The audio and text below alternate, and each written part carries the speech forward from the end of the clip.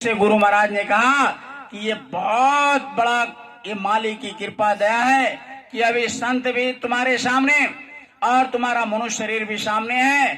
तुम दया कृपा करके अपने आत्म कल्याण कर लो, अपने आत्मा पर दया करो। प्रेमियों, जैसे शरीर के लिए हम लोग खाना खाते हैं, जैसे हम शरीर के लिए पानी पीते हैं, ठीक उसी तरीके से आत्मा का भी वो भी जल ग्रहण करता है, वो भी खाती है, उसका भी भोजन है। तो गुरु महाराज ने कहा कि आत्मा का भोजन कराओ। अगर आत्मा का भोजन नहीं कराया तो ये आत्मा बेचारी बेहोश पड़ी रहेगी, तब तक समय पूरा हो जाएगा, फिर इसी आत्मा को निकाल करके बैल में, बकरी में, कीड़े में डाल देगा। आपका वह कोई बस नहीं चलेगा। तो इसलिए प्रेमियों, गुरु महाराज ने कहा कि होश में आकर के कोई भी संत और महात्मा फकीर मिल जाए, जो उस मालिक से दर्शन किया कराया गया हो, वैसे महात्माओं को चरणों में पढ़ करके आप उनके सोहबत में रह करके उस मालिक को याद कर लीजिए।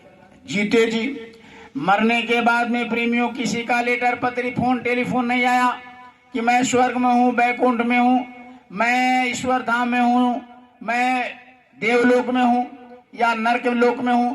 कोई जब तक जिंदा रहते, जब तक इंसान, तब तक अपनी आत्मा को जगा करके उस मालिक को पहुंचाया जा सकता है। जैसे मीरा ने अपने रविदास गुरु चमार को अपना गुरु बना करके अपना जीवन धन बना लिया।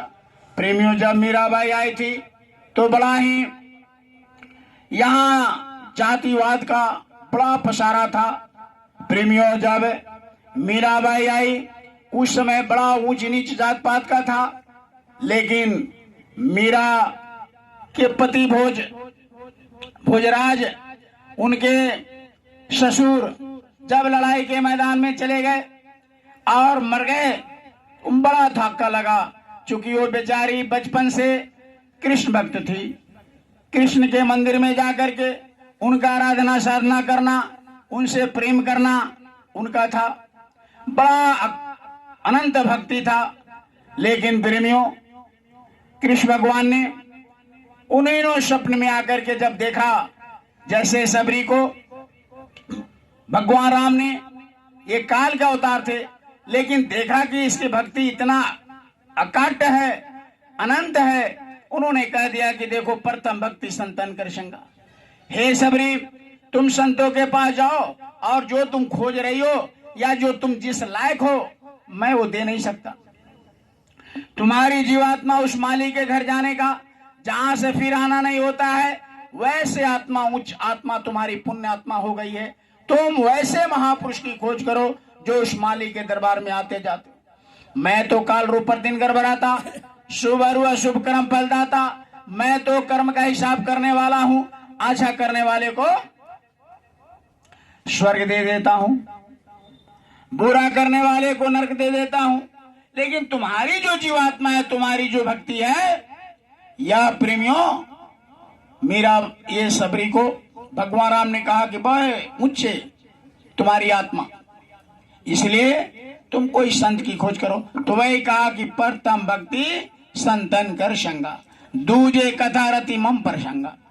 कहा कि जाओ संतों की खोज करो और वही तुमको ये जीवात्मा को ले जा करके और ऐसे जगह, यानी सतलोक, अमरलोक, जहां से फिर आत्मा को आना नहीं होता है। उसी तरीके से कृष्ण भगवान ने मीरा को समझा दिया, कहा कि देखो, तुम तो हमारे ऊपर बहुत दीवानी रहती है, लेकिन तुम चले जाओ अपने गुरु से। अभी उस समय वक्त के गुरु रविदास जी महाराज ने इशारा कर दिया। मीरा ने जाकर के छत्राणी घर के होते हुए, राजा महाराजा की बच्ची होते हुए, पूरे राजपाट पर लात मार दी और जाकर के अपने गुरु रविदास जी महाराज के चरणों में गिर गई।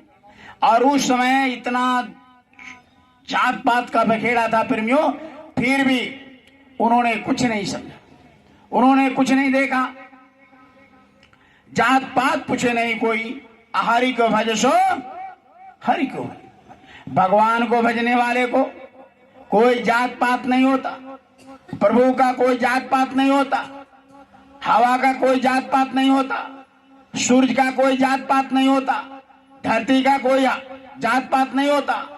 यानी प्रभु के द्वारा जो प्रदत्त वस्तुएं हैं उसके बीच कोई संबंध नहीं होता, कोई बंधन नहीं होता किसी का, जात पात का, धन संपत्ति का।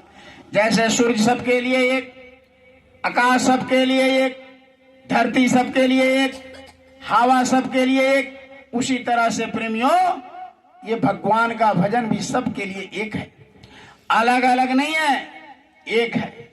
तो यहां कृष्ण भगवान ने इशारा कर दिया मीरा को कि हे मीरा, अरे तुम्हारी जीवात्मा इतना ऊंचा हो गया कि तुम अब इस लोक में रहने के लायक नहीं, तुम अपनी जीवात्मा को उस मालिक तक पहुंचाने का कार्य करो। और इशारा कर दिए कि अभी वक्त के संत सदगुरु रविदास जी महाराज हैं। प्रेमियों, रविदास जी महाराज के पास चले गए, बेचारे जूता काटते थे। कोई भी संत इस धरती पर प्रेमियों किसी के दूसरे पर डिपेंड नहीं रहते, किसी दूसरे पर अपना जीवन निर्वाह नहीं करते, अपना रोजी रोटी खुद करते हैं।